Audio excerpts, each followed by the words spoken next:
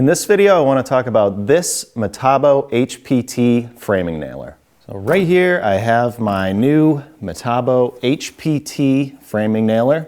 This is an NR83A5S, and I have my old framing nailer right here, my Hitachi NR83A2, next to this, not because I want to compare it, but because I want to explain that this is a direct replacement of this framing nailer.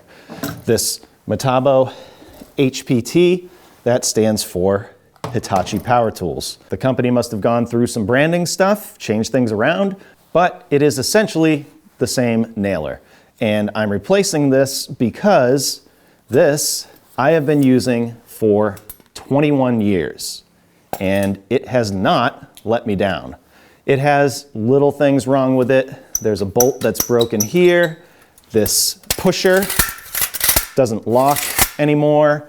It never shoots the first nail anymore, and the depth adjustment is a little messed up. So you can call that failing, but for 21 years, I can still use it and it still works. I think that's great. So hopefully this one will last me the same or longer. This comes with safety glasses, which is great because it's always a good idea to wear those while you're using a framing nailer. It also comes with a hook that you can install on the bottom here and hang it on a joist. It has 3 little bolts that go into the bottom here, and it has the instructions. And this is a really simple tool. There is not much to it. You put nails in it, it shoots them in the wood, and you're good to go. But I will show you exactly how to use it in case you've never used one before. You can use anywhere from 2-inch to 3 1/4 inch framing nails with this nailer. One thing to note about this nailer being the NR83A5S, this does not have a depth adjustment. Usually you'll find it somewhere around here, probably behind the trigger. And if you have just the 83A5, that does have the depth adjustment. And pretty much the only other adjustment with this nailer in particular is the trigger. The trigger is factory set to single sequential actuation, which basically means that this safety mechanism needs to be pushed down before the nail will shoot, which I'll show you. And there is a way to change it where you can have contact actuation, which is where you hold the trigger and you push on the wood and it shoots a nail. I'll show you both of those things and show you how to change it. This is how you would load the nails in.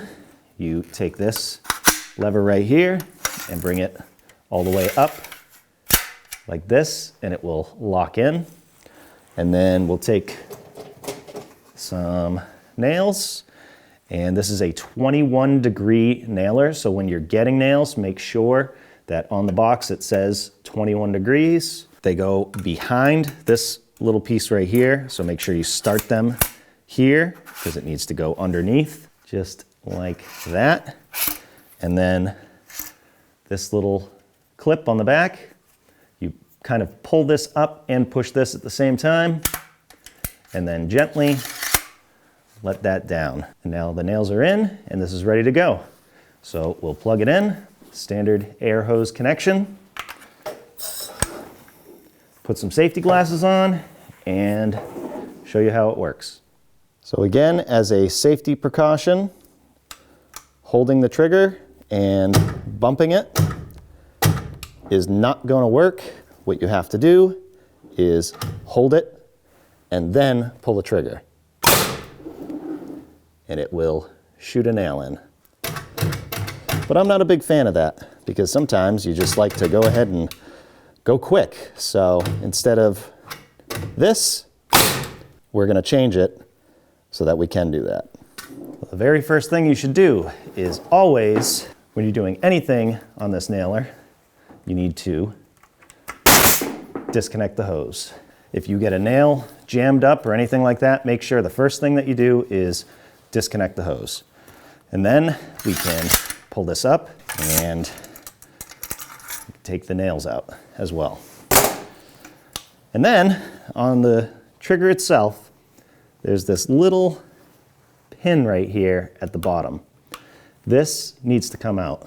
I'm going to take some needle nose pliers, and I'm just going to grab this clip right here and pull it out. It looks just like that. So now you can discard that clip, and we can change it by grabbing onto these little pins right here on both sides. It's the same thing on that side. And you just kind of push it up like that. And that should be set. And if you wanted to change it back, you can push right here and pull this down like that. So let's push it up, locked into place, and we'll try it out like that. So now with the nails back in, we can test it out. You'll hear some air like that when you squeeze the trigger. And if you hold the trigger, boom.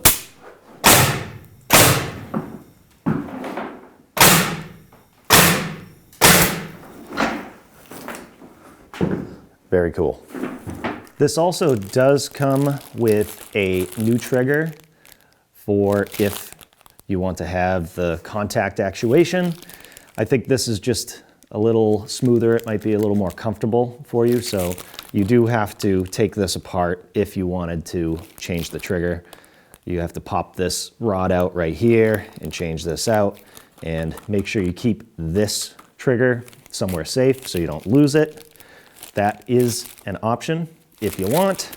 Also, this is 8.8 pounds. It's not too heavy. You can also have up to 2 clips in here of nails. And you don't want to slam the slider. I'll do it once from here, but you don't want to do that. Just whenever you do this, just be careful, go slowly, and that'll just prevent any damage from happening to the nailer. Also, speaking of making this last longer, it's a good idea every day or every time you use this just to put a couple drops of tool oil in here, right into the air hose connection. That's just good practice. It will make the nailer last a lot longer. And if you plug this in and you hear some air, there should be no air leaking from anywhere. So if you have to, sometimes these loosen up, these bolts. Go around and tighten these with an Allen wrench. Anywhere you can see, this isn't going to do anything for air leaking, but you might as well check to make sure everything's tight. And lastly, when you are using this, the recommended PSI from your compressor is between 70 and 120 PSI. Do not go over 120 PSI because you can start blowing out seals and you'll have to have the nailer repaired, and you don't want to do that. Trust me, I've done it. So if you were interested in this nailer or how to use it, I hope this video helped. And I do want to send out a very special shout out to a subscriber and a channel member, Brian, who made a very generous donation and recommended that I get a new framing nailer because he was tired of seeing me mess around with this. So I appreciate it, Brian. Thank you very much, and to everyone who needed this video, I hope it helped. Thanks for watching. We'll see you on the next one.